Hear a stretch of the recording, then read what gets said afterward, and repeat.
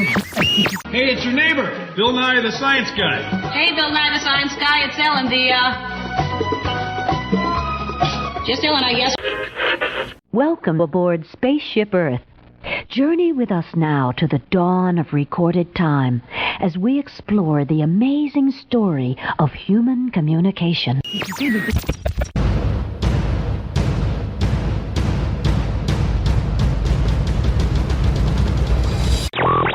Welcome to a voyage of discovery and awareness of the richness, the diversity, and the often surprising nature of living with the land. Have a great stay in Condor Flats or wherever your final destination may take you. WDW Radio, your information station. Hello, my friend, and welcome to the WDW Radio Show, your Walt Disney World information station. I am your host, Lou Mangello, and this is show number 713. And together, as we have been since 2005, we're going to celebrate the magic of the Disney parks, movies, Marvel, Star Wars, and more here on the podcast, my weekly live video on Facebook every Wednesday at 7:30 p.m. Eastern, events, blog, and more. Please be sure to join the community, subscribe to the podcast, and find everything else at WDWRadio.com.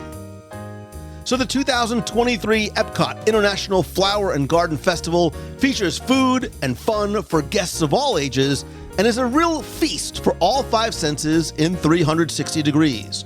This week, I invite you to join me live from the first day of the festival as we sample and share our top 5 foods you need to try at this year's event, including a few wonderful, delicious, and unexpected surprises.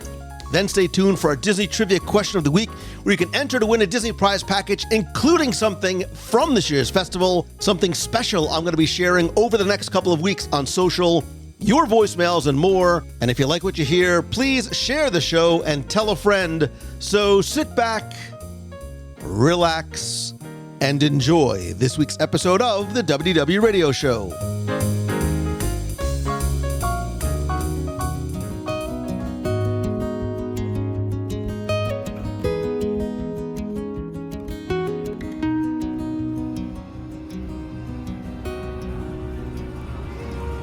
Hello from Epcot Center.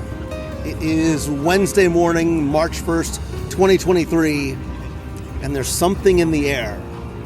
It's not just spring, it's not just this inspiring Epcot Center background music, but more importantly, it is the first day of the Epcot International Flower and Garden Festival 2023 that runs not one, not two, but 127 days through July 5th, 2023. And I'm not normally a first day rope drop kind of guy, but this year I felt like I needed to be here to experience what's new at this year's festival, because there's a lot. From the scavenger hunts to new topiaries, festival marketplaces, garden destinations, there's a little something for everyone. For the entire family, or whether you come alone. And today, I'm going to be sharing a lot on social, on my Instagram stories, but I'm on a quest. I'm on a quest specifically to find the best of what's new in terms of food from this year's marketplaces. I'm coming in armed with my Disney gift card, my credit card, an empty stomach, and a sense of adventure. Because I'm coming in alone, but I know that along the way, I will find or make friends to help find the best of the best. Our top 5 new items you need to try at this year's festival. This is the first, it shall not be my last visit to the festival this year, but I am excited, I am hungry. Let the adventure begin. And before I begin my hour culinary quest, I want to highlight that in addition to all of the different food options that are available, one of the reasons why I love this festival is because I think Epcot is in its glory. It is absolutely beautiful during flower and garden season, but there's also so much more to do individually or with the... Here's a quick top 5 things that you shouldn't miss at this year's Flower and Garden Festival. One, you by yourself or you and your family should absolutely do the Egg Extravaganza Scavenger Hunt, which is an Easter egg hunt inspired by Disney characters. If you have little ones, be sure to check out the family-friendly Play Gardens, which is over in World Discovery. It's a camp-themed play garden where kids can go climb and jump and play and expend a little bit of that excess energy. Also, make sure you check out the new topiaries. This year, in the main entrance, you'll see spectacular topiaries with characters from Disney's Encanto with Mirabel, Antonio, Isabella, and Luisa. There's also, in the American Adventure, a new Tiana topiary, which we saw pictures of on the Disney Parks blog. I can't wait to see in person. Also, there's new garden destinations, and this is what I'm really excited to. There's not one, not two, there's about 7 or 8 new garden destinations, including at Connections Cafe. There's a community garden and a Connections Conservatory garden. There's a topiary heritage garden in the United Kingdom. Also, by the way, be sure to check out the English Tea Garden, and if you can, take one of the tea tours that is led by the folks from Twining and cast members. Really, really a lot of fun. I cannot wait to go to Japan. It is my favorite pavilion. They have a kokedama garden, a bonsai garden, and a new Shishi Odoshi garden as well. There's a desert garden in Mexico. And in World Discovery, there's a new Songbird Meadow and the family-friendly Play Garden as well. And if you are into merchandise, there are 3 different collections to celebrate your visit to the festival. There is a spectacular 70s-inspired, super groovy Orange Bird collection. There's a brand new Snow White collection featuring some of her favorite flowers and friends from the forest. And of course, the official, unofficial mascot of Epcot Center is Figment. You want to sort of let your imagination go wild. Figment has a wonderful cacti garden highlighted in this great new fresh assortment. A lot of different merchandise that you can find. I almost called it in Santorium or Mouse Gear, but it is over in Connections as well as a number of other locations throughout the festival. I'll try and take some photos, share those on socials. But again, there is a lot to do. And at night, don't forget about the Garden Rocks concert series, 5:30, 6:45, and 8 o'clock. There's a ton of musical acts from the past, as well as a lot of musical acts highlighting some of Orlando's local and, pardon the pun, blossoming talent as well. If you go to freshepcot.com/gardenrocks, you can see the entire schedule of performers. They play usually for about 3 or 4 days and then rotate through. So it's a reason to come, and more importantly, it's a reason to come back. But I've strayed long enough. It's time to begin our quest for food.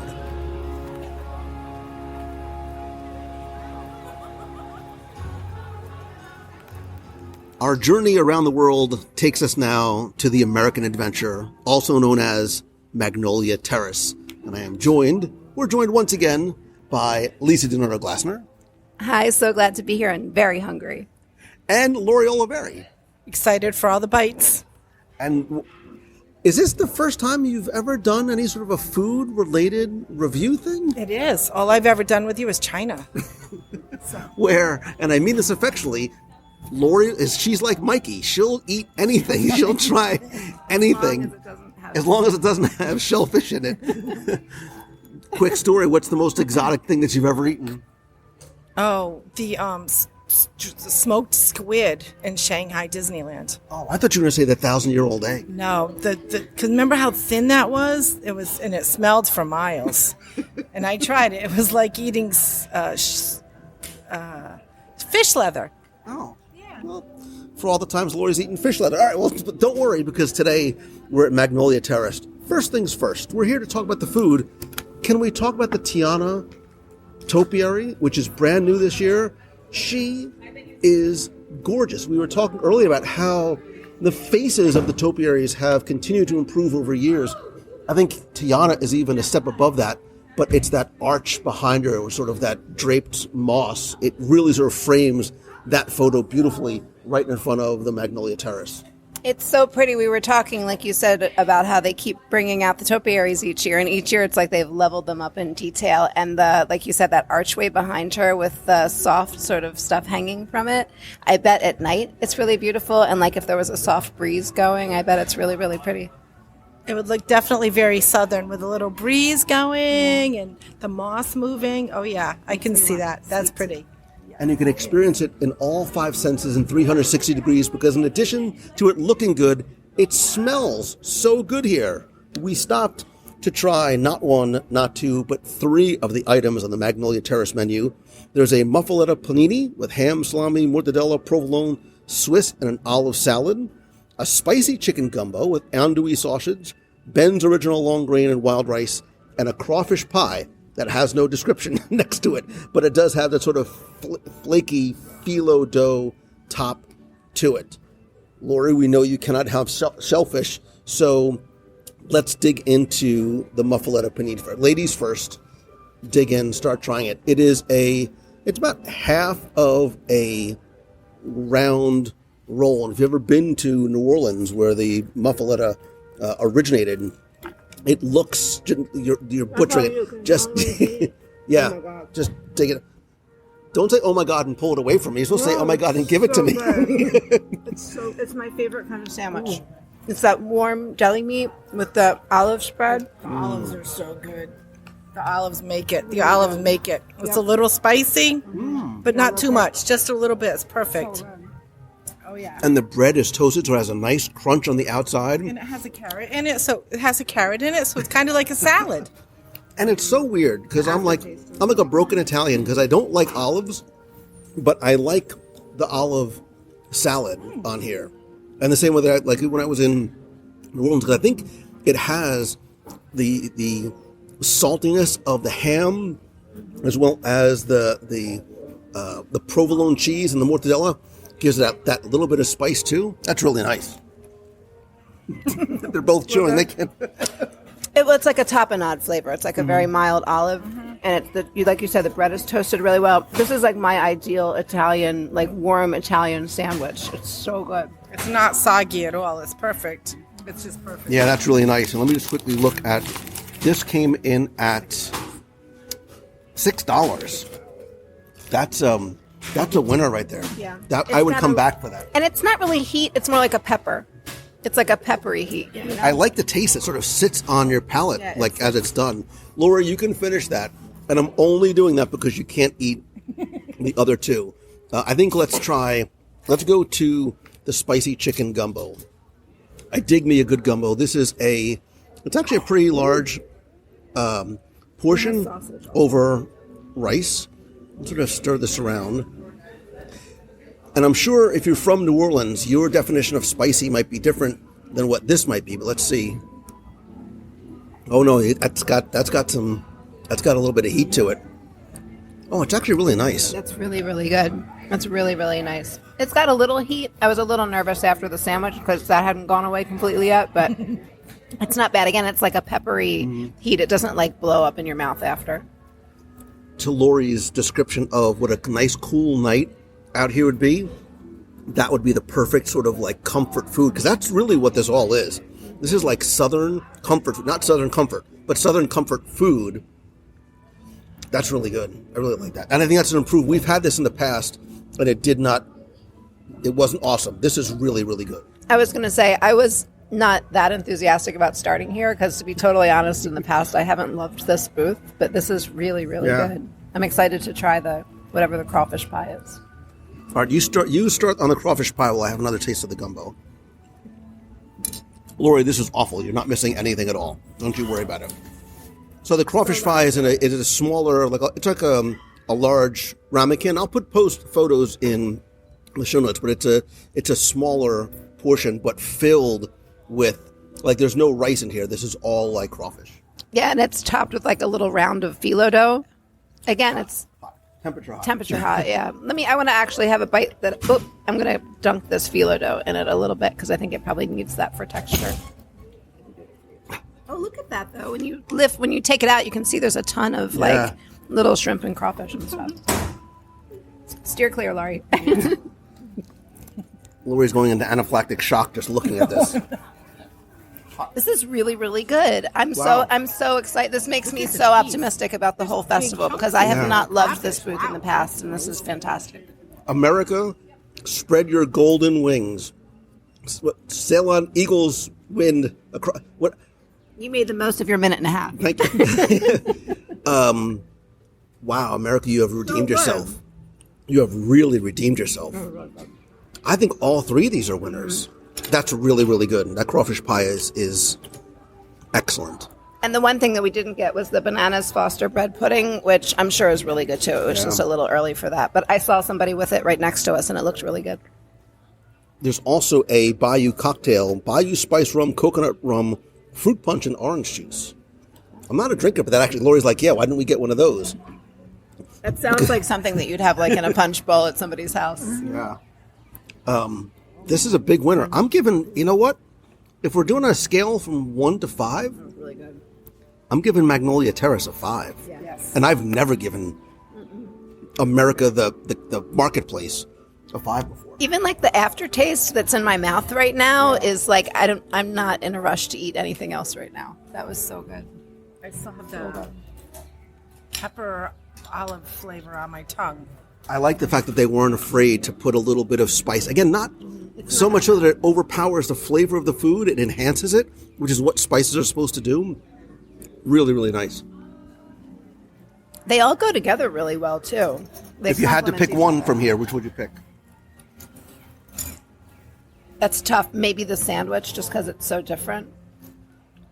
But all three are really good. Look at those big pieces of okra in the gumbo, How too. much was the gumbo? Because that's a big bowl. The gumbo was $6.25, That's a good deal. and the muffaletta was $6. The chicken gumbo was $6, and the crawfish pie was $6.75. That's a really, really good buy. That's a lot of food. So that might be my That's go-to. like a lunch. That's like a whole bowl of Yeah. lunch. Yeah, plus, Yeah, maybe the gumbo. And you're right. I want to finish it, but I don't want to finish it because I don't want to get too full. Because as we're recording this is the first stop of the day, just because we happen to be here at 11 o'clock when it opened. All right, Magnolia Terrace. God bless America. You get a 5-star rating there. That's good. I would come back. I would come back for this. Yeah, absolutely. Yes. Yeah, I could see being here and being in the mood for that Angela gumbo. would love this. I'll get this, and he'll get those two again. Yeah. Actually, that may be the play. Come here with another person and get both, and have half the sandwich and the gumbo, and that's a nice meal. I'm sorry, you spelled all 3 wrong. Yeah, Yeah, they're all good. You can't go wrong. Yeah, it's a lot of food. I'm sure the bread pudding is good too. You ever tried the beans from in there? So I made my way over to Morocco and the Tangerine Cafe flavors of the Medina. Now, you may recall Tangerine Cafe used to be not just one of the best quick service locations in all of Walt Disney World. It now is more seasonal, sort of follows the festivals. And so if you're walking through Morocco, don't forget to go into Tangerine Cafe because they do have a festival menu that includes a hummus trio, chicken or lamb kebab, and an orange blossom saffron cake.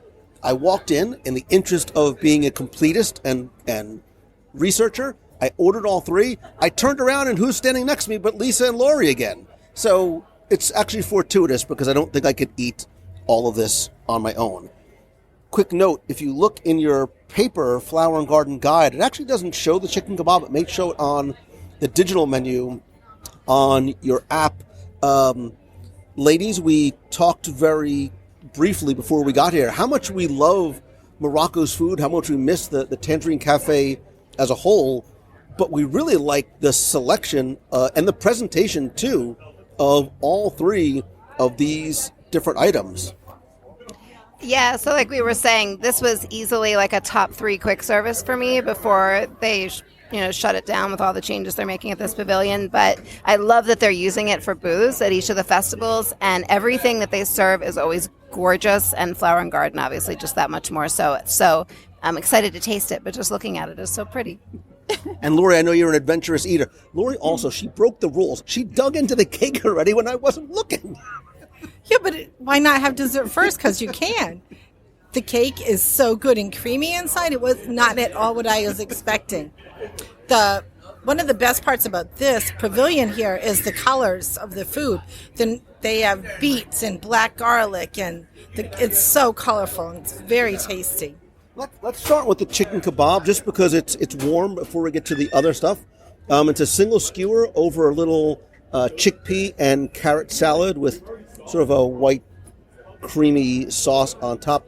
If you wouldn't mind doing the honors, it looks like we might be lucky. It looks like there's 3 different pieces on there.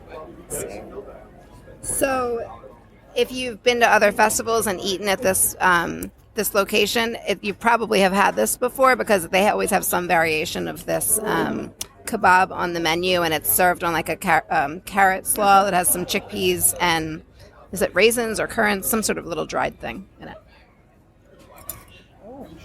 It's great. It's always great. It's so good. I was tempted to get the lamb, but I was outvoted. I know lamb is not everybody's cup of lamb, but I'm hearing nothing but oohs and some ahs. Here, hold this. Well, the chicken actually kebabs is a tastes fresh off the grill. Like, I definitely don't regret getting the chicken. I'm sure the lamb is great too, but the chicken is awesome. You need to get a little bit of the slaw in your mouth with the chicken because that sort of adds the texture, and there's a little bit of a sweetness. Isn't that good? Chicken is really good. Yeah. I really like that. Wow, it's really good. It's not too much. And the sauce that's on it is, I don't know what you call it. It's like any kind of like a yogurt sauce that you would get at this kind of a restaurant. Yeah, you're right. The char of the chicken, and there is a little bit of sweetness with the salad. It's a really nice contrast in textures and flavors.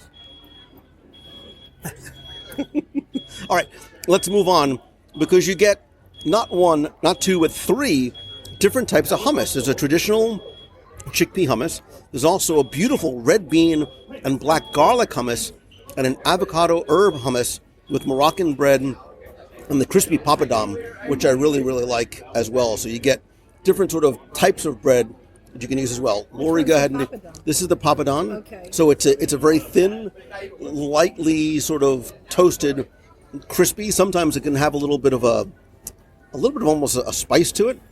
And then there is regular, like Moroccan pita bread. Oh, it smells delicious. I'm excited. I'm a big beet. I love beets, so I'm excited for this. And I learned from Gilligan's Island that beets are good for you. So They've got to be.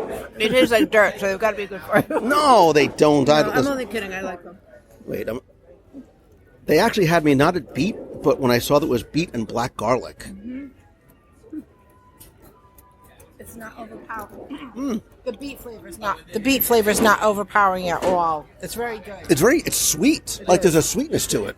Yeah. Well, I think beets can have a sweetness, right? Yes. I mean, it's very good. I mean, you do taste the beet, but it's not overpowering at all. They're probably if you roast the beets, they get sweet. Mm-hmm. It's actually the avocado hummus I was looking forward to That most. was the one I liked the most. The avocado hummus that's really nice. Oh, she's making the yummy face for the beets. I'm going to try a little bit of the papadum. The avocado is very good. Yeah. Wow. It's a little tart too. It's not sweet like they. What's in it that makes it tart? Did it say like lemon maybe? It just says avocado herb. It's very good. But this is actually a really nice, easy, simple, shareable plate. I think it's super accessible too, as long as you like hummus. There's nothing sweet there's nothing spicy, as opposed to it's actually a little sweet on some of them. Yeah, I could definitely see like coming here like with a couple friends, getting all of these dishes, maybe like, a couple flutes of something to drink to go with it at sunset. It would be really nice. I mentioned the presentation is lovely, but we should mention more specifically like the hummus that we're eating is served on this round that looks almost like a piece of marble. It's not, obviously, but it looks like it. And then there's like a fan out of the different breads. And the hummuses there's like a traditional hummus that's more of a normal color. And then the avocado is a very pretty green. And the beet is obviously like a bright pinkish bread. And it's really pretty. Try it without the bread? It tastes totally different. Lori's serving me like it's a spoonful of sherbet. I had to taste it without the bread to get the garlic. Oh. Get the garlic. You're right. You do taste the garlic way more if you just eat it that way. Yeah, that's really nice. Like it's a very nice. It's a nice, simple, light snacking plate. But I'm really curious about the orange blossom saffron cake. It's got like a not a shell, but it's got like a shell on the outside of it, and then there's sort of almost like a custard on the inside. And it looks like it's on a bed of like a pistachio cake, and there's. Oh my god! I told you, it's so good. It's so good. Lisa just fell back in her chair. Oh my god, that's so good. You might not know this about me, but You're not a I'm not really a sweet guy. Yeah, I'm not really sweet. There's a Is it like there's a wonderful sort of citrus. It's pistachio. But there's like a wonderful sort of citrus flavor that sits on your palate when you're done.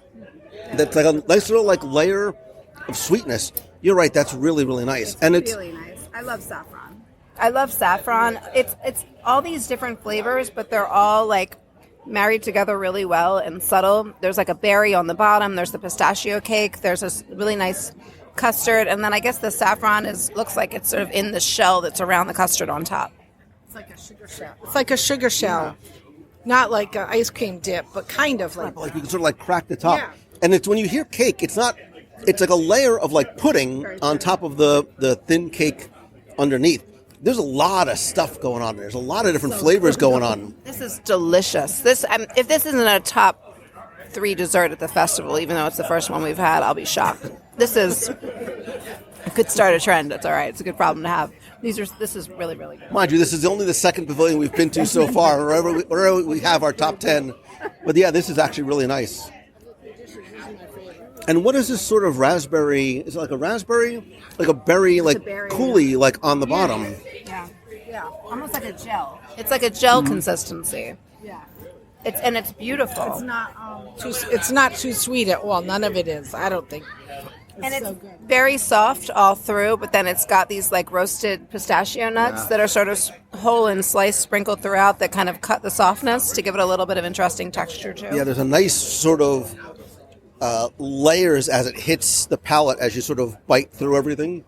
That's really nice. That's really, really nice. That and the hummus. I mean, the chicken kebab almost is getting, because it's like a normal chicken kebab. It's almost sort of getting left behind because the flavor profile of that is so high and so rich. The other one is a nice little snacking dish. I do think the slaw that's with the chicken like levels it up a lot. Like it's got a really nice char on the chicken, and putting that in your mouth with the slaw. I mean, I think it holds up against the other two. It's really good. I'm glad I started with dessert first. Woohoo! That's why you're everybody's favorite grandma, because you start with dessert. What would you rate overall Tangerine Cafe Flavors of the Medina? I mean, I don't want to feel like we're giving them out easily, but how is that not a 5? I would say like a 4.5. Yeah. Okay. I think the breads could have been a little bit better. I'd say a 4.5 because I want to give room for later on. You know, if we rate everything a 5. All right, no, I will give it a very, very solid 4.5. I'm going to give it a 4.375 because it's not quite a 4.25. It's not quite 4.5. How would you rate the dessert by itself? The dessert's a 5. Yeah, the dessert's a 5. I like this. But I'm going to go back and I'm going to finish some of the crispy papadum because I really like the bread. I'm really not a sweets guy. I'm not kidding. Wandering the promenade during the Epcot International Flower and Garden Festival is like going to Toys R Us in 1976 and walking up and down the aisles because there's so much good stuff. Like you want just like take it all home and try everything, and you can't. Although I do have to say, one of the reasons why I like this festival so much is, unlike food and wine, which can be overwhelming because of the number of marketplaces on the promenade, there are fewer options, and some might say even the selections of food is better than in the larger festival like food and wine. So as we've been walking through, it's tough to not want to stop every single place and try everything. But when I see that there's something that is new and interesting on the menu, like at Trowels and Trellis, hosted by Impossible, we have to stop and get not 1, not 2, but 3 items on the menu. And Walt Disney World has always been, for those with special dietary requirements or allergies or vegetarian or vegan, a place to go because you can always ask a chef to make something special for you. But now those items are just on the menu. And here there's a full Impossible booth. Impossible is not just for vegans and vegetarians anymore because so many of the Impossible items over the last few years have been really, really good. So my interest was very much piqued when I saw the Impossible Lumpia with Thai sweet chili sauce. Lumpia is like a small, thin, like fried egg roll. And boneless Impossible Korean short rib with cilantro lime rice, damuji slaw, and kimchi mayonnaise. There's a lot of words in there that I really, really like. Korean, short rib, cilantro, kimchi. And then we also got the Twining iced tea with cranberry and lime. There's a non-alcoholic version, and there's also an alcoholic version with lime vodka that's served in a mason jar. So first thing that we noticed, and again, I'll put photos in the show notes at WDWRadio.com, is the presentation of the Korean short rib was beautiful. 2 large, thick pieces of what would look like normally like a fatty short rib over a scoop of rice and bok choy, like very, very appetizing. It smelled really good, and then you get 5 of the little lumpia. Lori is just sitting with one, like delicately pressed against her lips, going, "Can I eat this now? Am I allowed to eat this now?" Go ahead, Lori. You're digging into the... I think there was probably 6, and Lori ate one already. It smells delicious. It smells barbecue-y. You got it in your mouth, and you're still telling me it smells good. It's very good. The outside is crunchy. The inside is still meaty, even though it's not meaty, but it's meaty. Wow. That's so good. I'm sorry. What? The sweet chili sauce is perfect. It's not too much. It's just enough. And I like the size of them. It's like the size of almost like half a taquito. Like there's like a 2 or 3 bite size. But you're right. It has sort of that thin, crispy, like flaky egg roll outside. Mm-hmm. You would never know that there's not some sort of meat inside. It's really, really good. I love Did you smell it? The sauce. It smells delicious. This is delicious. I always love trowel and trellis, and they always do really cool things with the Impossible faux meat. It's funny, there was a woman in front of us in the line, and she asked the person at the register, "Are the short ribs real meat?" And she said no, and she said, "Well, then count me out." And I was like, "No, they're really good," because you really would never know. It's like these are the texture of like a taquito, but shorter, like you said. Yeah. These are excellent. That's a great little snack, and that came in. That's delicious. That's $5.50. If my math is correct, that's $1.10 for each one. And five pieces. That's really, really good. And a really good. Really, really good. So if you had to share them with your family, you could. Because there's nice, 5 of them. that's a nice shareable little, and they're not. You don't have to cut it up. It's already 5 pieces. So if you're with a group of people, it's not like a mess sitting there trying to use a knife to cut portions for everybody. And it's not like a heavy fry on it. Like it's lightly fried. That's really good. And then you sort of wash it down with the iced tea. That's nice right there. The iced tea is tart from the cranberry and the lime. It's very good. Yeah. And the iced teas, the iced teas are $4.50 each. The boneless Impossible short ribs come in at $6.75. Again, it's a big portion. We haven't had it yet, but assuming it tastes good, it's a big portion for $6.75. And it's got some nice like bok choy with it. So, I really like the flavor and texture of Impossible over some of the other, to use your expression, faux meat, because it has the right texture and chew that real meat does. Obviously not the same type of texture as in a short rib, but it almost has like a thick, dense meatloafy texture. Yeah, it's got a meatloafy texture. Yeah, it has the texture of a meatloaf. It's not stringy or anything like a rib is. You can just chew it. Which can sometimes be fatty, right? Sometimes the fattiness turns some people off on the ribs. That's what I like a lot about sometimes using Impossible in regular recipes is that you get that meat taste without any of the grease. And I know certain of our friends are probably listening to this and canceling me completely, but it's good. I think I preferred the lumpia taste-wise, which is surprising me. But they're both excellent. They're both excellent. I think if I was going to go grab something again, it would probably be the lumpia, just because it's such a like group-friendly, tasty thing. But this is really good too. Like I would come back and order both of these. Like I could absolutely eat that. My daughter would love this. Right? My daughter, she's not vegetarian per se, but she doesn't love a lot of meat, just flavor and texture. She would really, really like this. What do you give this if you had to rate the booth as a whole and or each one on a 1 to 5 scale? Probably a 4 for me. Like a 4.25? I like the Lumpia. These are my favorite. The Lumpia are really good.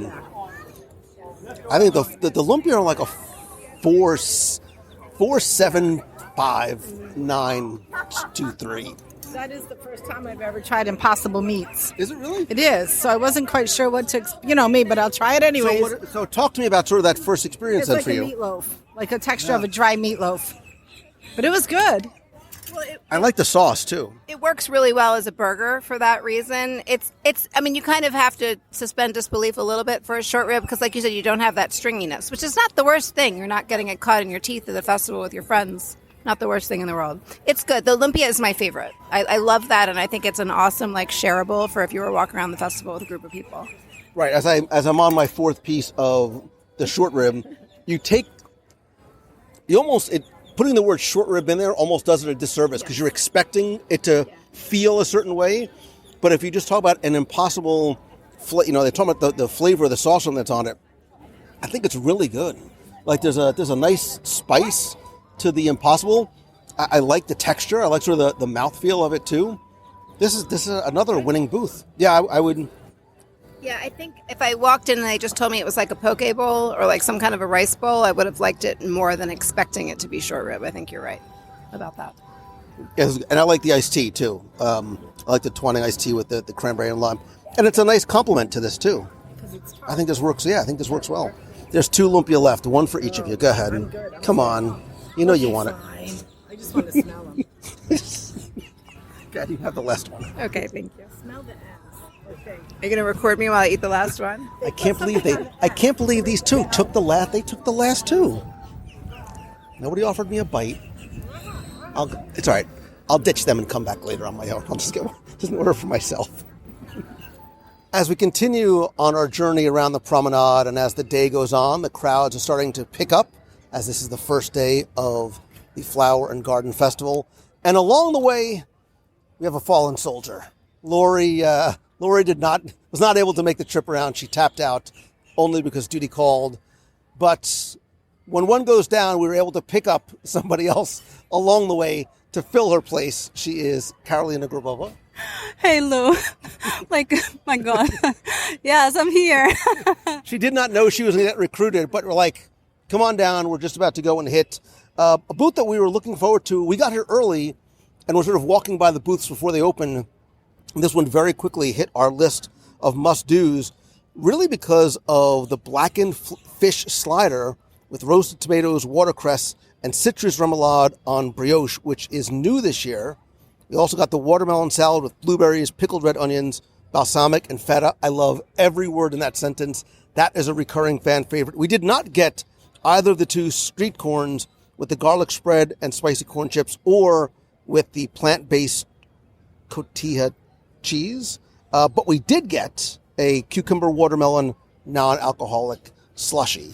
And I dig this booth because what it is embedded in its name. Like everything here seems so light, so fresh, and super flavorful. And I think it's probably worth mentioning that please don't not get the street corn because we didn't get the street corn. It's so, so good. It's just that we already knew it was really good, and it's like the least shareable thing in the world. So get it anyway, but we can tell you that's good without trying it. So Carolina got her. She's like, enough with you amateurs. I'm not sharing my salad. I'm getting one of my own. I'm assuming you've had this before. Well, I got one for myself because I felt embarrassed to share with you. This is one of my favorite dishes, and I would just kill your salad. Oh. So I just thought it was fair that I would get my own salad. So you did it really more for our benefit than anything else. So I appreciate that. Exactly. Right. Friends helping friends. All right, but I think we need to first dive into the blackened fish. I speak for a living. Blackened fish slider with roasted tomatoes, watercress, and citrus. So it's maybe a little bit smaller than a baseball size brioche bun. Ladies first. You sure don't want to try one? Okay, try a little. Okay, try it. Here, Carolina, you take that one, and then you and I just take a bite of that, and I'll take the other bite. No, just a small little piece. That is a small little piece. It's teeny. You can do it. I believe in you. I just ate so much. It doesn't matter. I ate every single dish. You are a professional. Professional eater. Take a bite of the food. It's really good. It's a blackened fish sandwich. It's very good. It's good. The fish is very, very well done. The roll, I think, could be maybe a little more interesting, but it's good. It's, you know what, I felt that the roll almost overpowers it a little bit because it's thin. The fish is very good. It's flaky, but it's blackened fish. But I think the roll, which doesn't have really any sort of flavor to it, or even like an onion roll or something like that, would have been better. But I think the roll almost overpowers it a little bit. Yeah, the roll is a little bit dry as well. But the fish is really good. Everything inside is really good. It's just the roll. Yeah. It's well done blackened fish, and everything else is just on the plate, too. Yeah, it was. That's right. It's an okay dish. I'm actually, again, I'm not a sweets guy. I'm also not really a salad guy. But I love a really nice watermelon salad. And what's nice about this is it's not just the watermelon, but I love the contrast of having the pickled onions with the blueberries and the feta cheese on top. Like, I am a sucker for good feta cheese. This salad is so good. The balsamic just does it for me. It's delicious. And on a hot day like today, this is really, really, really nice. You have to really get everything in your mouth at once. Because if you don't get the balsamic and the cheese with your bite, you're missing out. And it almost, you wouldn't think that these flavors go together. You would never think to put balsamic vinegar and feta cheese on top of your watermelon, but they complement each other so nicely. And a little bit of that like bite and snap from the pickled onions is really, really nice. This is the one dish that I would love to recreate at home. And the colors as well, I think it's perfect for 4th of July. That would be a really nice dish. Yeah, like if I just had this in my refrigerator all the time, I would eat this every day. You could toss this together pretty easily, but there's some, like even the blueberries. Which I don't belong. I am not. You don't want to see me in the kitchen doing anything else other than washing my plate. Even the blueberries that are in it seem like they're just in it for like a little pop of something different, but they taste really good in the dish. Like when you hit a blueberry, it's good. The whole thing works together really well. It's the pickled onions as well. My gosh, it's delicious. I could cut some watermelons and try to put some onions, but it's not going to taste like this, and I know. Yeah, it's a really nice sized portion too. Obviously, it's one that we are sharing with everybody other than Carolina. The slider is $6.75. It has not been the star of the show, especially comparatively to what we've had. The watermelon salad is $4.50 all day. I mean, that's such a no-brainer. Such a no-brainer. I doubt I'll have the fish sandwich again this season, and that's fine. It was fine. This salad is killer. And like we said, the street corn at this booth is like is a definite do not miss item. We just didn't get it today because it didn't make sense to get it today. You say it's a do not miss item after I did not order one. Well, so now I feel like I should have. Now I am missing it. Well, then you've got corn in your teeth for the rest of the day. That's why I do podcasts and not video. Like I know my place in the circle of life. What do you think about the watermelon slushie? It's like a spa in a cup. It is. It's really good. Here, I have had some. Oh, you had some. I love this one. It's not sweet. I was worried that it's going to taste a little bit, artificial. Usually watermelon, Disney, sometimes it tastes artificial, but this is delicious. I was afraid it was going to be like Hawaiian Punch, like a super sweet like drink for kids, but it's not. There's almost a little bit of like tartness to it. Yeah, it's not overly sweet at all. I mean, it tastes. I'd be shocked if it's not fresh watermelon and cucumber, because that's exactly what it tastes like. It doesn't taste like there's anything chemical at all going on. I would compare this to a perfect watermelon Gatorade. It has a little saltiness to it. Looks very, fresh and hydrating. It's really good. I would get this again. So I almost feel like I'm eating health food. Like this is like what people who eat healthy eat. This is light. Yeah, the watermelon salad especially is really, really nice. And if you wanted an alcoholic beverage, I would imagine that whatever is the spiked version of this is delicious as well, because it's very light. Oh, I just got one of the blueberries. Right?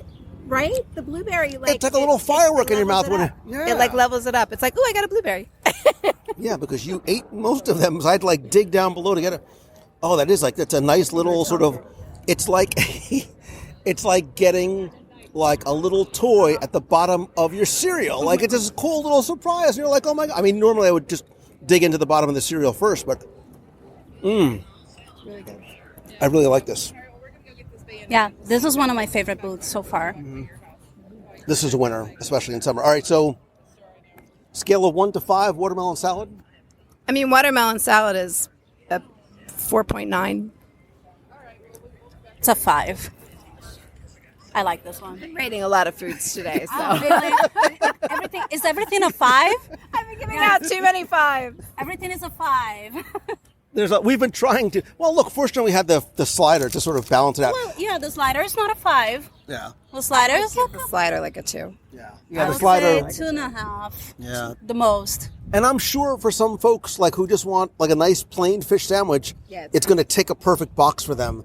But I think, especially with some of the other flavors that we've had, and it's really been sort of a wide spectrum of what Disney has done in terms of types of flavors, types of spices, and things like that too. I do think it probably does sit around a 2.5 for me.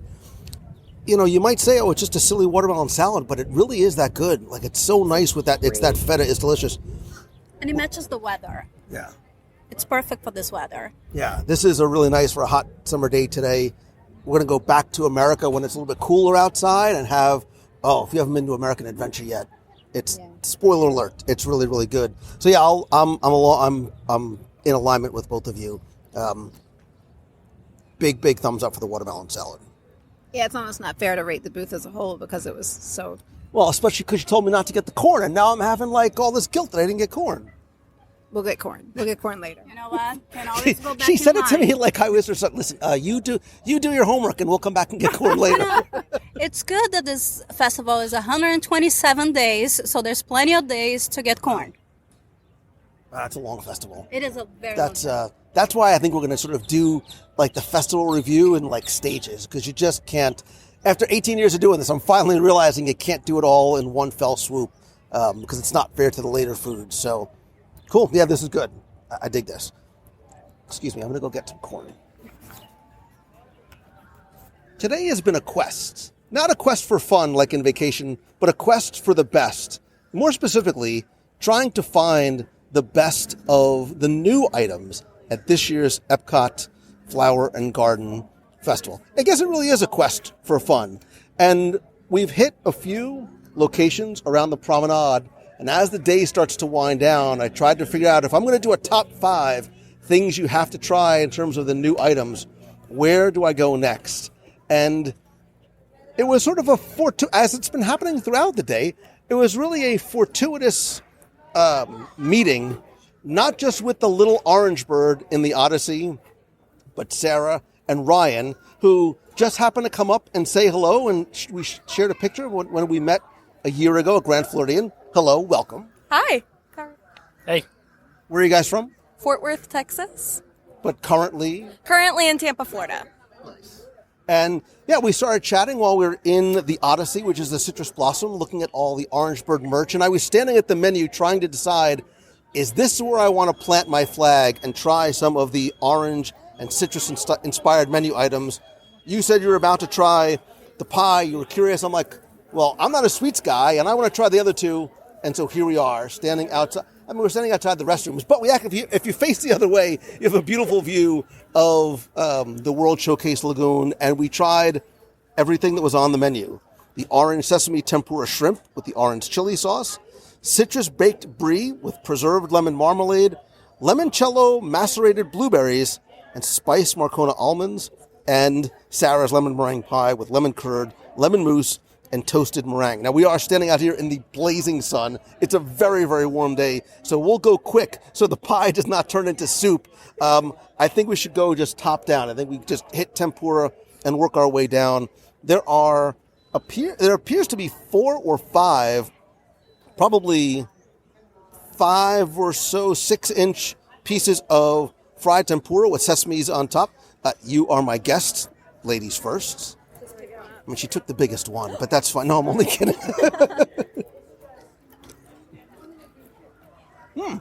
I love it. I think it's great. I think it's good. Got a nice little bit of spice to it. It's really, really good. I like these like 5 finger food type dishes that they've got around. They're very shareable. This is really good. I like it too because it's also a very light fry. We were talking today about a lot of very accessible dishes. As you walk around, if you're not an adventurous eater, this is an easy one, right? Shrimp tempura, a little bit of that citrus orange glaze. You don't really taste a lot of heat from the chili, so don't let that. I mean, I think on a spicy scale of 1 to 10, it's like a 1. Like there's nothing really in there. Yeah, I'm not great with spice, and I barely am getting any spice at all off of it. It's almost like an orange chicken kind of a sauce. Yeah, that's what, and a very light tempura batter on the shrimp. It's good. It does taste like something almost that you would get like at a Chinese restaurant. This comes in at $7, and there's 5, so it's a nice, easy, shareable item. And as the Colonel used to say, because I'm doing it, it's finger licking good too. Rate it on a scale of 1 to 5. I thought you were going to say 10. 3.75, maybe a 4. I like the rounding of the numbers. I'd go with a 4. This is going to sound harsh. I'm going to say 3.5, but because it's good, but it's not like something I couldn't eat elsewhere necessarily. Like it's good. It's good. If it's what you're in the mood for, it's good. But I'll give it a 3. She's harsh. You were right, Sarah. You're right. She's so harsh. I'm giving it a 3. So I'm only giving it a 3, not because it's not. Because Sarah's in shock. You like everything. It's not because it's not good, not because it's not shareable, but I think it is sort of a middle of the pack, right? If there really is going to be a spectrum, and there are things that possibly maybe are 1s and 2s. We've had better things. I think it's fine and it's good. I wouldn't necessarily come here for this, but it is a nice, easily snackable, and like you said, share. All right, maybe it's a 3.5. For the snackability and the shareability, it's nice. And wait, I'm going to bring it up to a 3.75 because it's also served in the air conditioning. Yes. So you can eat inside at the Odyssey, which the seating area is now partial seating and partial merchandise location. If you love Orangebird or orange-flavored food, this is where you need to go. All right, next is the citrus baked brie. This, it's about a, 4-inch or so, sort of looks like puff pastry. Are those little blueberries off to the side? They're limoncello macerated blueberries. And also, I nibbled one of these spiced Marcona almonds while you were talking. There's 3 more, simmer down, but they have a kick. They're spicy. Oh. So, all right, dig in, please. I'm going to do it all in one. I want everything to sort of happen in one bite. I had that little tingle on the tip of my tongue from the almond.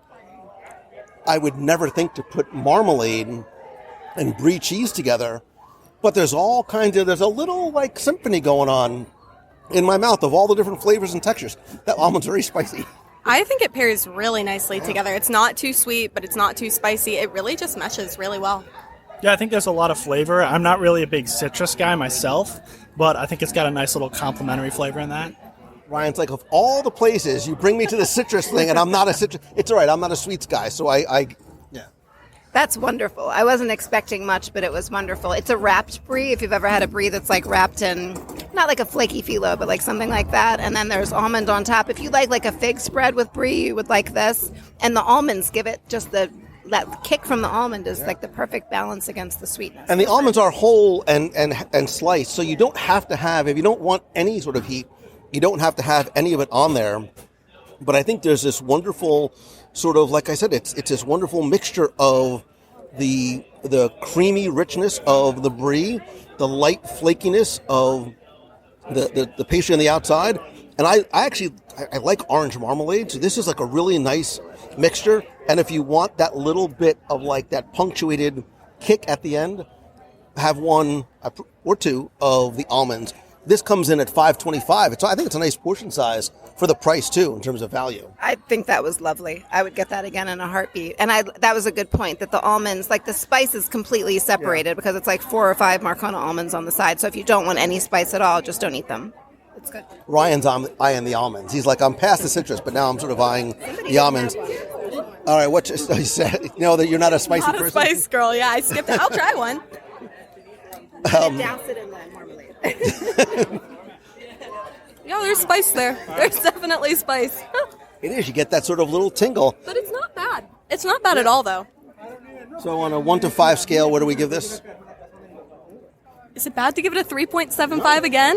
I liked it a lot. I was kind of thinking the same thing. 4.25. 4.175. Just for those of you doing the math at home and keeping the spreadsheet. But Candied orange rind in there. yeah. Listen, if you think that's sweet, that kid behind us just had an almond, by the way. All right. So I wasn't going to get the lemon meringue pie. This is all Sarah all the time. It is a nice, probably again about 5-inch in diameter pie with a nice sort of meringue on top and a couple of candied orange peels. Ladies first, please dig in. I'm excited. Sarah just went for the whole piece. She didn't even bother cutting it in half. There's no reason to be dainty and or delicate here. I absolutely love it. I think the marshmallow whipped topping with the lemon and the graham cracker crust, it all pairs really nicely together. But I'm a big fan of lemon and lime desserts, so it worked really nicely for me. Yeah, I'd say it was definitely a nice light dessert. Definitely helpful after a little bit of the spiciness from the almonds. That was delicious. It's like a personal, it's like a tart, like a personal fruit tart sized, and then it has that lemony custard at the bottom and a marshmallowy meringue. That's delicious. I think the star of that show is that little piece of candied orange rind. You mean the one you ate all of? I didn't eat all of it. She had some too. That's your own fault. You cut it. So, right, but wasn't that really nice? Because it added a different sort of texture, and you got sort of burst of citrus at the end. It was sweet, but also, you're right with the burst. It was something extra and added, and I think it was really, really nice with the lemony flavor. And it's a really nice sort of way to round out, if you decide to pull an us and get all the things here. I like walking away from a marketplace kiosk or restaurant with that flavor that sits on my palate in my mouth. This is really nice because it is light. It's actually a very sort of refreshing type of dessert without it being too heavy. And this comes in at $4.75. Yeah. That's not bad at all. Not for that size. All right, rate the booth. Rate the Odyssey Citrus Blossom Marketplace as a whole. This is my first time actually walking in here. I've come to Epcot a lot, and I really, really liked it. I like that it had the seating. I like that it had... We sat on the floor earlier today in there, and that was really nice. The shops were really nice, and there was a lot of space. I think as a whole, I'd give it a 4, maybe 4.5. Yeah, I'd give it a 3.5, I'd say. Nice little place off to the side, get a little AC. It always feels like it's a bit kind of away from everything, so it can be a nice place to cool off and grab a nice citrusy snack. 3.75. 3.5 doesn't feel generous enough. It's good. It's good. It's a solid booth. It has AC. I mean, what more could you ask for? Yeah, I think we're sort of all in the right area. 3.5, 3.75. And for some people, it might be a 4, but I think because we're taking the festival in totality and comparing it with other things, that's why it might sit so close to that middle range. But really, really nice. I think great value for the price, too. And I think, to your point, it's also about the experience of being able to be inside and have all the Orange Bird stuff. There's some great Orange Bird merch this year, and you cannot overlook the importance of air conditioning. And it's only March 1st. So dress and plan accordingly.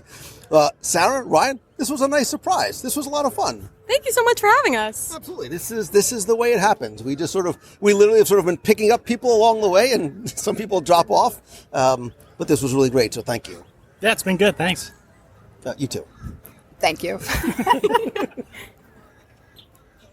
Visiting the opening day of the Epcot International Flower and Garden Festival, my intention walking in the gate was to just do a little bit of a reconnaissance mission, which turned into my quest for the best, which eventually evolved into my top 5 items / marketplace booths that you needed to try. And I think we've actually accomplished that, because we have the Citrus Blossom in the Odyssey, with the highlights being the orange sesame tempura shrimp, citrus break brie, and the lemon meringue pie. At Florida Fresh near Disney Traders, we had the watermelon salad with blueberries, as well as the blackened fish slider. In Magnolia Terrace, well, I'm going to come back to that because that's the winner. Tangerine Cafe, we had the hummus trio, the orange blossom saffron cake, and the chicken kebab. In Trowel and Trellis, we had the Impossible Lumpia and the boneless Impossible Korean short rib. And the surprise coming in hands down at number one was Magnolia Terrace at the American Adventure with the muffaletta panini, the spicy chicken gumbo, and the crawfish pie. There's a little part of me that regrets not trying the banana Foster bread pudding, but I will be back. Oh yes, I will be back. And as I started to make my way out and wrap up today's top 5, I felt a calling. Dare I say, I was drawn to and compelled to go backtrack a little bit over to the Honey Bistro, which is located near where the old restrooms and Starbucks used to be. Because as we were talking about some of the highlights of the festival, the Honey Bistro has always been one that has impressed. And I kept on sort of turning back the pages to the menu, and items like the chicken and waffles, the flatbread, and the honey mascarpone cheesecake, I felt needed to at least be taste tested to see if they make the list. So this is like a bonus. It's like a top 10 that's really not a top 10. Here's a top 5 with a little bonus, because I think especially the chicken and waffles.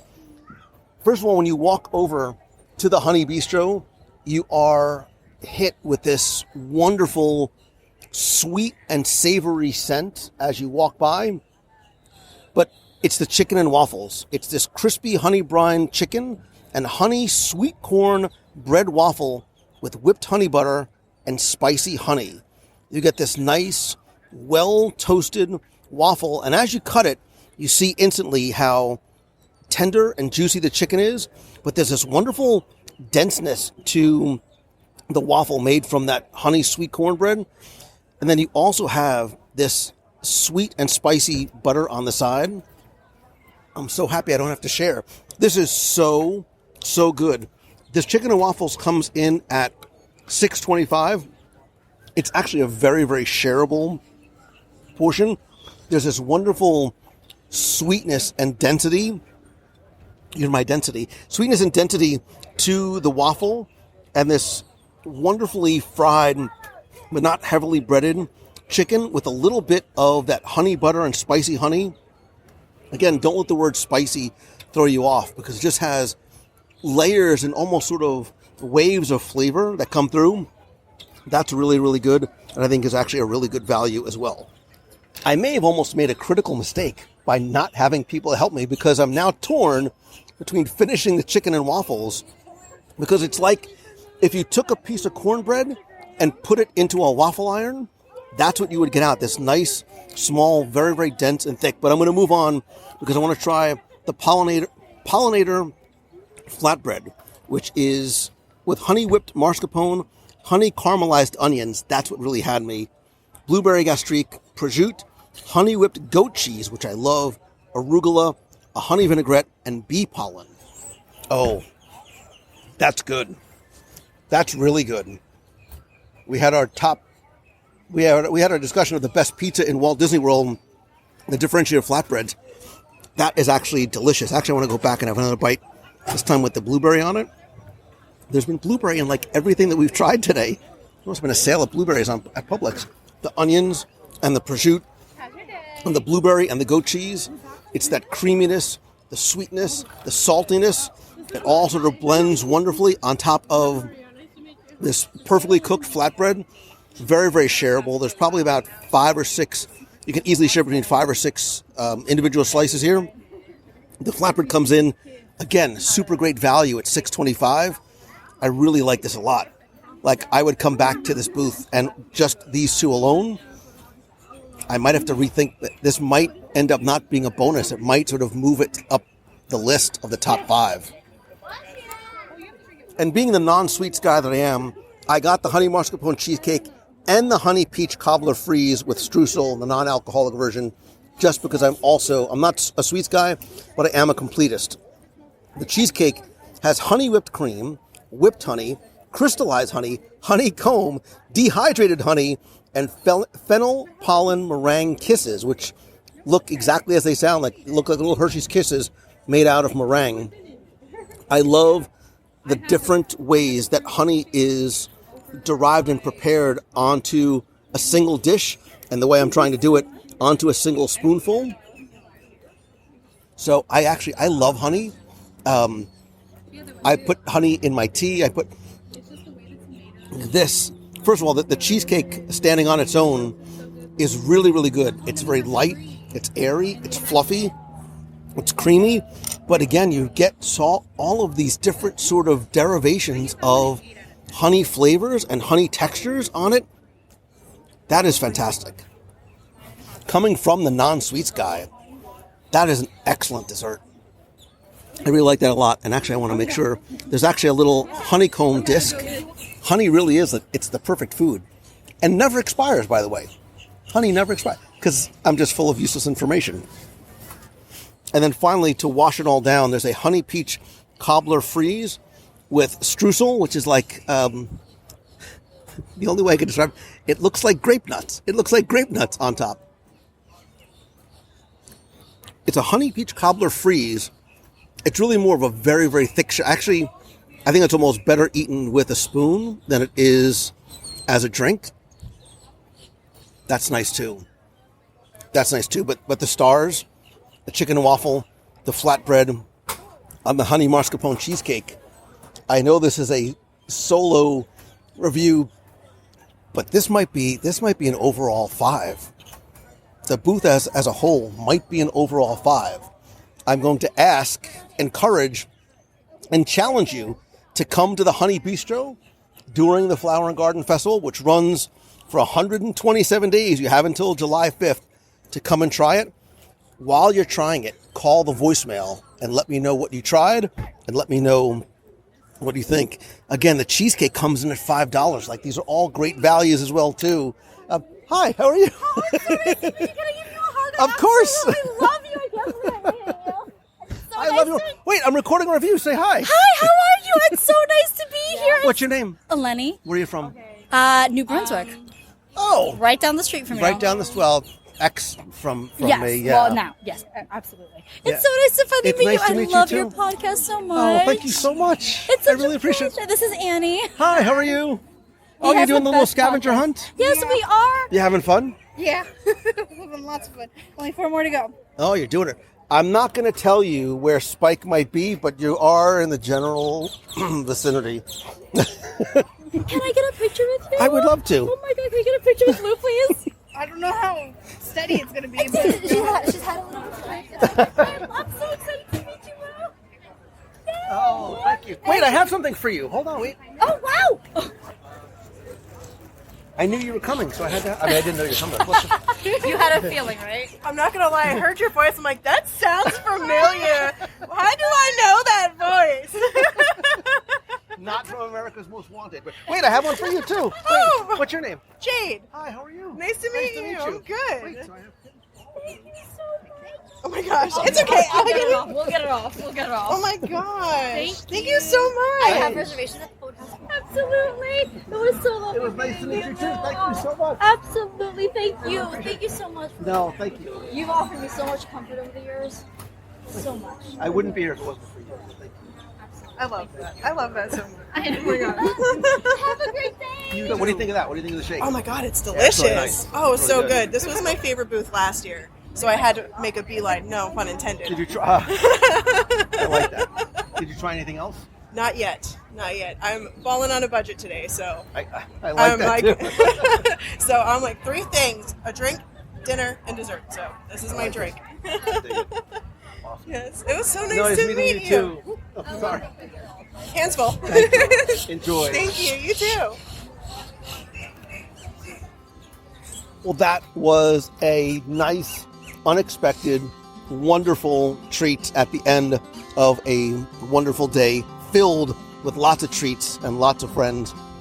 Thanks again to Lisa, Lori, Carolina, Sarah, Ryan. I'm sure I'm missing a couple of other folks along the way that partook in our quest walking around the world and sampling for the very first time some of the items from this year's Flower and Garden Festival. I would love to know from you what your favorite item, what your favorite booth, what your favorite piece of merchandise. We didn't even get to the merchandise today. It's been a long day. We'll get to it. It's a long festival as well. We will definitely be back, do a couple other shows from here on Wednesday nights and maybe another podcast as well. But I want to know what your favorite thing is, what your can't miss booth is. You can come be part of the community and conversation over in the Clubhouse on Facebook at wdwradio.com/clubhouse. You can call the voicemail at 407-900-9. That's where we were. 407-900-9391. 407-900-WDW1 from the festival. Well, give me your own little mini review of an item or a marketplace booth while you are here. And thank you again for virtually touring this year's day one of this year's Epcot International Flower and Garden Festival. I'm going to go back to the chicken and waffles because I have been sitting here picking on that cornbread waffle. Whoever the mad scientist is that put those two things together and made this little Frankenwaffle. Bravo, my friend. This is good stuff.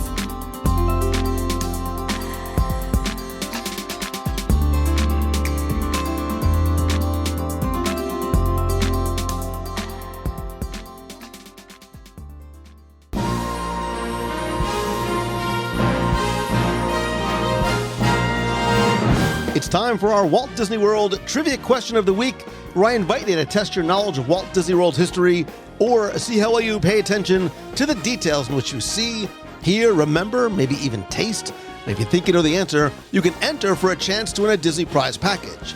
And this week's trivia contest is brought to you by a new book from the Look Up series about Tracy, the theme park designer. And in this new book, kids meet and befriend Tracy, a science-minded artist who gets to dream up thrill rides all day long because it's her job.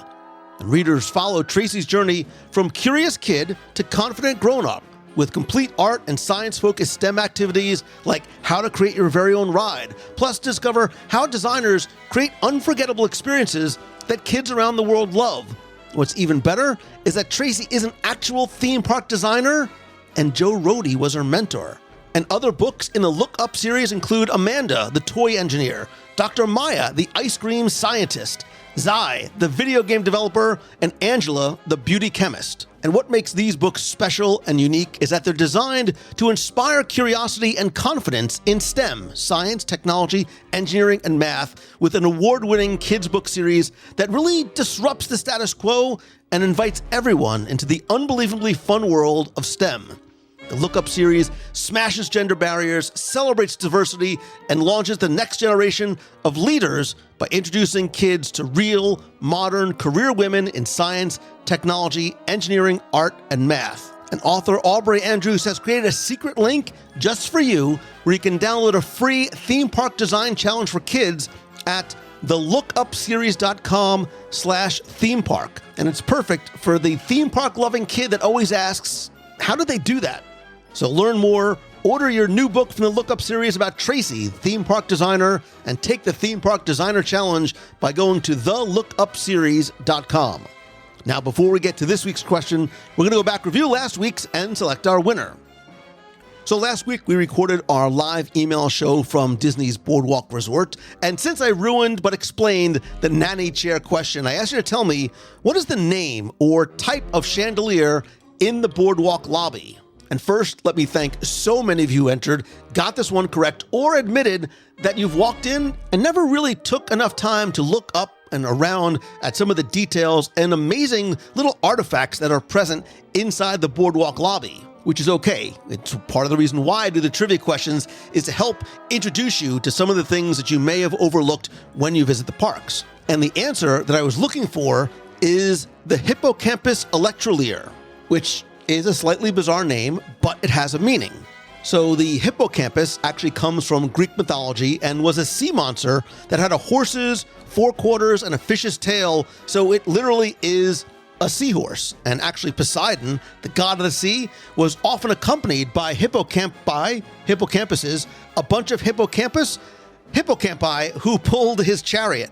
Now, electrolier was the name of a chandelier that was powered by, you got it, electric lights as opposed to candles or gas. It was actually meant to sort of replace the word chandelier with electrolier, but it never really caught on. Now, this hippocampus electrolier chandelier weighs over 3,000 pounds. It's finished in 22 karat gold leaf, hand-cut Austrian crystal, and a custom-blown glass. And if you look underneath it, there's a glass globe that used to have sand in it and a time capsule that was supposed to be opened on Walt Disney World's 50th anniversary, which coincidentally recently passed. Supposedly, the globe leaked, it cracked, something happened to it, and the sand and time capsule were removed, supposedly put in some vault somewhere, but I don't know, and I haven't been able to find out if in fact it was ever opened. Anyway, I took all the correct entries, randomly selected one, and last week you were once again playing for a WDW Radio mug, a pin, and a mystery prize. And last week's winner, randomly selected, is Lorraine A. So Lorraine, congratulations. I will get your prize package out to you right away. If you played last week and didn't win, that's okay, because here's your next chance to enter in this week's Walt Disney World Trivia Challenge. So this week, let's test and see just how well you pay attention to what you hear. Because where in the world have you heard this phrase? Testing, 1, 2, 3. I don't think this... Is this thing on? I don't think this thing is on. Can anyone hear me? Bad impression, but the words match up. Where in the world have you heard this phrase? Testing, 1, 2, 3. I don't think this... Is this thing on? I don't think this thing is on. Can anyone hear me?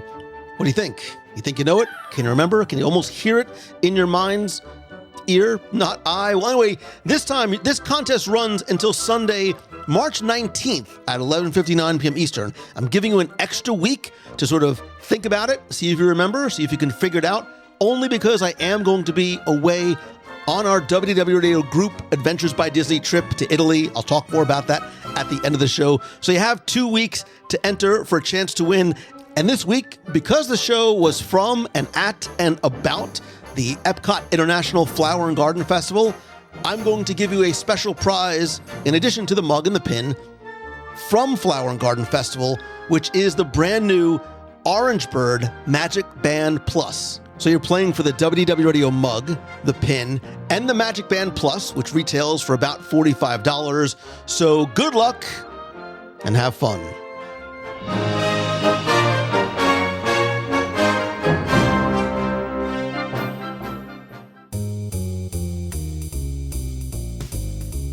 Thank you so much for taking the time to tune in this and every week. I hope you had fun, learned something new, and that the show brought a little or a lot of happiness and Disney magic to your day and your week. Don't forget to look for another show in your feed automatically every week on Thursdays. I said I'm going to be adding a second show to the feed from the archive, some past evergreen episodes, interviews, reviews, and discussions you may have missed. I'll also be introducing some other short solo shows, including top fives and some timely and time-sensitive conversations and reviews, maybe a little bit more Marvel and Star Wars, and of course, I'm open to your suggestions as well. Last week, to coincide with the 40th anniversary of Journey into Imagination and Figment and Dreamfinder, I shared my interview from show number 30 with Steve Kirk, who was partially responsible for coming up with those initial concepts, with the story, and working on the attraction, as well as some of his other work in Epcot, Disney MGM Studios, and over at Tokyo Disney Sea. Of course, if there's a show you'd like me to bring back up from the archives or something else you'd like me to cover on the show,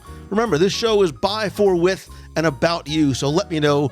Email me, lou@wdwradio.com. You can also connect with me on social. I'm at Lou Mongello on Instagram, Facebook, a little bit of Twitter, a little bit of LinkedIn. And please be sure you like the WDW Radio page on Facebook at facebook.com/WDW Radio and be part of the community and conversation over in the WDW Radio Clubhouse at wdwradio.com/clubhouse. If you have a question or comment about this or any past episode, or just want to maybe say hello from the parks, you can always call the WDW Radio voicemail. I'll play it on the air at 407-900-9391. That's 407-900-WDW1. And beginning this week on Wednesday, March 8th, continuing till about March 19th or so, I have something that finally I am able to do and share with you.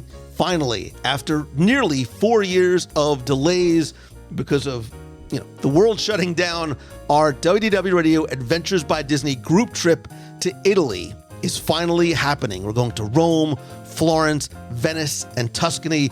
I want to share and bring as much of that experience to and with you as I can. I'm going to be sharing primarily on my Instagram and Instagram stories at instagram.com/Lou Mongello. I will go live if and when I can, so it's important you turn on notifications on the WDW Radio page and in the clubhouse on Facebook.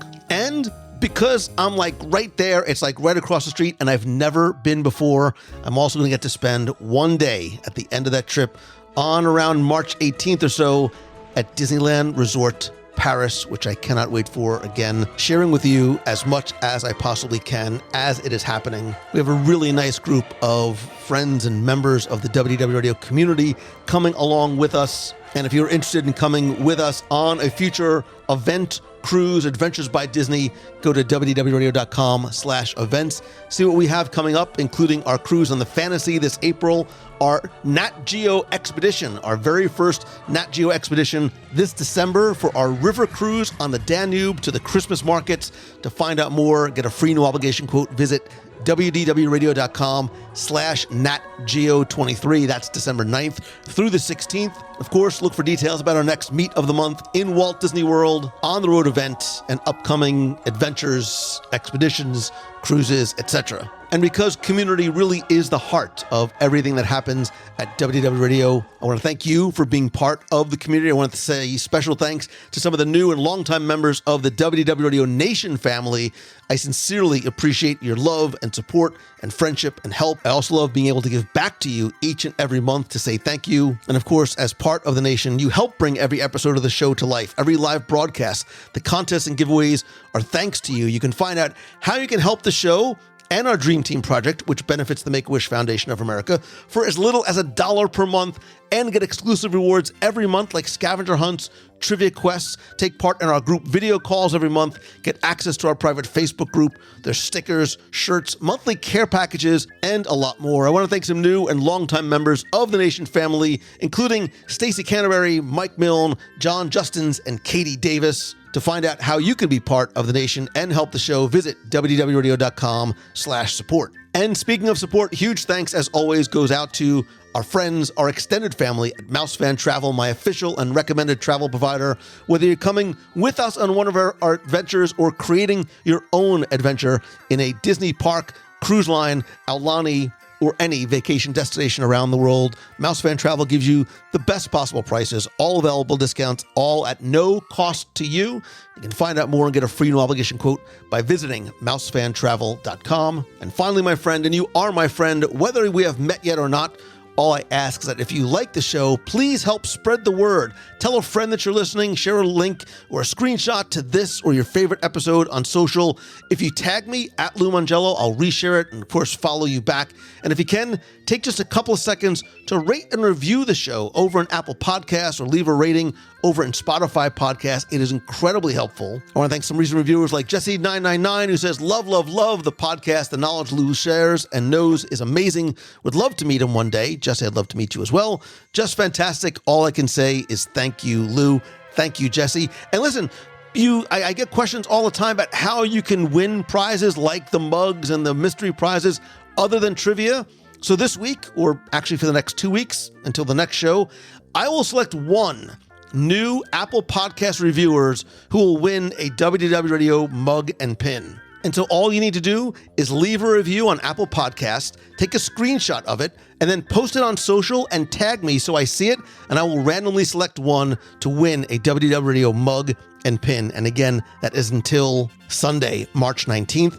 And I think that's it. I think I remembered everything other than to say thank you once again. Please remember to choose the good and be the positive light you want to see in the world. Because remember, every day might not be good, but there's always something good to find in every day. All you need to do is look for it. Thank you, thank you, thank you. I look forward to sharing our upcoming adventure to Italy with you over the next couple of weeks. So until next time, see ya. Hello, this is Amanda DePhillips from Shoreview, Minnesota. Longtime listener, first-time caller. I just wanted to send a note in and tell you how much I enjoyed listening to episode number 709 the top 10 restrooms in Walt Disney World. I have to tell you, your toilet talk was perfect while shoveling after our winter storm we just had. And I was compelled to just mention a few things. First, I think the first time I ever experienced one of those automatic flushing toilets was at Epcot in 1991. And I figured if anybody would know that, it would be Lou Mangello. Second, I'm totally going to agree with you on the punsy potties, as I call them. I think they are amazing, and I always tell people to stop there for all of their charging needs and for the restroom experience. I'm especially jealous of the men's room that I have not seen, but I understand has frying pans inside. The ladies do not. I can confirm that there are no frying pans in the ladies' room, which is kind of a bummer to me. And I wanted to mention that I love the Rosemalling in Norway. And when you were talking about it, I was taken back to, last fall when we were there, and, we stopped in the bathroom and it was completely clean and completely empty because it was towards the end of the night. And it's just such a lovely bathroom, to be honest. The Rosemalling on the doors is absolutely amazing. And if you ever want some really good information on the background of Rosemalling, stop in that little bakery there and chat with some of the folks, because they have stories and history on all the painting. So anyways, I wanted to mention it. And finally, for the love, please take little Timmy Foster to the boathouse. I would love to hear that podcast, though I have to admit it is kind of fun to hear him talk about how he never gets to go. And so maybe don't take him to the boathouse, because I do kind of giggle every time he says, I've never been to the boathouse. So anyway, you brightened up a cold winter day when we couldn't be in Disney with you. And thanks for always sharing the magic. Hey, Lou, this is Mark Baldwin from Orange County, California. On a call from Disney's California Adventure, had a chili con queso for my first time. Never had one before, so super good. Love the chili. The flavor just meshed really well. I'm also standing in Avengers Campus right now and love all of the singing and the sounds. Looking forward to one day talking about the different things, the little Easter eggs that are in Avengers Campus. I know that you have it on your list of top 10. I think it's a really good one. Lots of interesting features with the Stark motors and the theming with web slingers to the Quinjet at its maintenance bay. So really love what they did with this area of Disney California Adventure. And love what you're doing too, Lou. Keep it up and keep spreading the good, helping everyone just choosing the good as they go about their days. Thanks. Have a good one. Hello, Lou Mangello. It's Darlene Nagy, formerly of West Seneca, New York, currently living in Central Florida. And I'm calling to say I hope you guys have a wonderful time on that WDW Radio Adventure by Disney in Italy. That's going to be on March 10th, which is just a few days away, and now that we're in March. Then we have almost, 6 weeks until the Bermuda cruise on April 15th, and then 9 months almost to the day for the WDW Radio Adventure by Disney Christmas Market shopping on the Viking cruise. I think that's going to be absolutely phenomenal. All these great adventures coming soon to all of you that are going on them. I wish you well travels and sailings, and have a magical day. And congratulations to all those runners this weekend at the Princess Marathon.